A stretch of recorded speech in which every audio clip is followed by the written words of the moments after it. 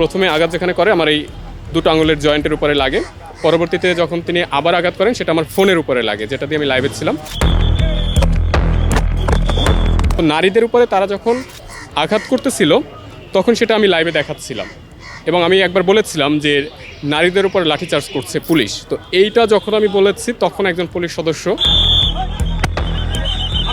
মানে আমার উপরে অ্যাগ্রেসিভ মুডে সে আমার উপরে আঘাত করে। যে কজন সাংবাদিক আহত হয়েছে তারা কোনো ৯/৬ পত্রিকাতে বা টেলিভিশনে কাজ করে না, তারা প্রত্যেকেই মেইনস্ট্রিম মিডিয়াতে কাজ করে। আপনারাই যদি বিশৃঙ্খলতা তৈরি করে দেন সাংবাদিকদের উপর আঘাত করে, তাহলে ভাই এটা আসলে আপনাদের কাছ থেকে আমরা কী নিরাপত্তা আশা করতে পারি? আসলে চড়াও হওয়ার রিজন কি এটা বলা মুশকিল, কারণ গণমাধ্যমের কাজ সংবাদ প্রকাশ করা, যেটা ঘটছে সেটা দেখানো।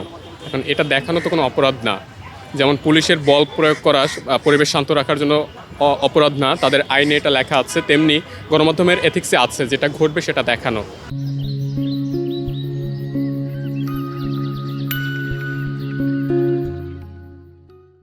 সো সেই জায়গা থেকে আমাদের এটা অপরাধ না। সো এটাকে আমি আসলে এই মুহূর্তে অপরাধ বলতে পারছি না। যদি এটা অপরাধ হয়ে থাকে, ভুল হয়ে থাকে, আমার জানা যদি না থাকে, সেটা আপনারা আমাদেরকে জানাতে পারেন। এখন গতকালকে যেটা হয়েছে যে ইনকিলাব মঞ্চের যে প্রোগ্রামটা হয়েছিল সেখানে তারা যখন ব্যারিকেড সরিয়ে ভেতরে প্রবেশ করার চেষ্টা করছিল, তখন পুলিশ বল প্রয়োগ করা শুরু করে। তারা জলকামান ছড়ে, সাউন্ড গ্রেনেড ছড়ে, পরবর্তীতে লাঠিচার্জ করে। তো আমি শুরু থেকেই লাইভে ছিলাম। তো একটা পর্যায়ে আমি দেখতে পারলাম যে নারী সহকর্মীদের উপরে, মানে সহকর্মী না, তারা হচ্ছে যে ইনকিলাব মঞ্চের সদস্য সম্ভবত, তারা মিছিল নিয়ে ভেতর থেকে আসতেছিল। এটা আমরা ওই সময় দেখতে পেয়েছি। হয়তোবা একটা অংশ বাইরে ছিল, একটা অংশ ভেতরে ছিল, যেহেতু তারা ভেতর থেকে একটা অংশ মিছিল নিয়ে আসছে। তো নারীদের উপরে তারা যখন আঘাত করতেছিল তখন সেটা আমি লাইভে দেখাচ্ছিলাম এবং আমি একবার বলেছিলাম যে নারীদের উপর লাঠিচার্জ করছে পুলিশ। তো এইটা যখন আমি বলেছি তখন একজন পুলিশ সদস্য আমাদের উপরে অ্যাগ্রেসিভ হয়, মানে আমার উপরে অ্যাগ্রেসিভ মুডে সে আমার উপরে আঘাত করে। প্রথমে আঘাত যেখানে করে আমার এই দুটো আঙুলের জয়েন্টের উপরে লাগে, পরবর্তীতে যখন তিনি আবার আঘাত করেন সেটা আমার ফোনের উপরে লাগে, যেটা দিয়ে আমি লাইভে ছিলাম। ফোনটা পড়ে যায়। তো কোনোভাবে আমি টাল সামলে আগে ফোনটা ওঠানোর চেষ্টা করি। তো ফোনটা ওঠাতে যখন আমি নিচু হই, তখন পেছন থেকে আবার ৪-৫ জন পুলিশ একসাথে আমাকে আঘাত করে লাঠি দিয়ে। তো আমি পরবর্তীতে কোনোভাবে দৌড়ে একটা সাইডে চলে আসি। এখানে গেল। তারপরে দ্বিতীয় হচ্ছে যে আপনার ডিসি মাসুদ ভাই আসে একটু পরেই, ইন্টারকন্টিনেন্টালের সামনেই। তো তাকে আমরা দেখেই কয়েকজন গণমাধ্যম কর্মী তার কাছে যায় যে ভাই, পুলিশ সদস্যরা আমাদের উপরে অ্যাটাক করা শুরু করছে এবং তারা দেখে শুনে সাংবাদিকদের উপরে আঘাত করতেছে। তো এটা বলার পরে মাসুদ ভাই আসলে ওইভাবে কোনো রেসপন্স করেননি। এখন হতে পারে সে ঘটনা জানে না, হতে পারে সে জানে, এখন যে কোনোটাই হতে পারে।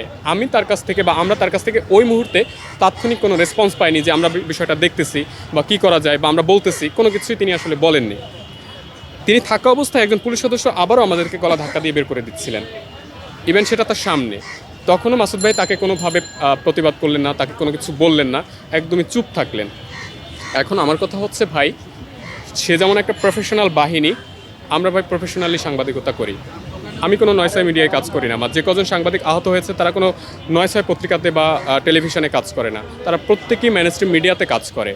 এখন যারা মেইনস্ট্রিম মিডিয়াতে কাজ করে সাংবাদিকতা করছে, সে তার পেশাগত দায়িত্ব পালন করছে, সেখানে আপনারা কেন আঘাত করবেন? আবার আপনারা আছেন শৃঙ্খলার দায়িত্বে, আপনারাই যদি বিশৃঙ্খলতা তৈরি করে দেন সাংবাদিকদের উপর আঘাত করে, তাহলে ভাই এটা আসলে আপনাদের কাছ থেকে আমরা কী নিরাপত্তা আশা করতে পারি? আপনাদের কাছে আমরা নিরাপত্তা আশা করি, কিন্তু আপনাদের কাছে যদি আমরাই অনিরাপদ থাকি, তাহলে আমি আমার প্রফেশনের জায়গা থেকে কিভাবে সংবাদ প্রকাশ করব?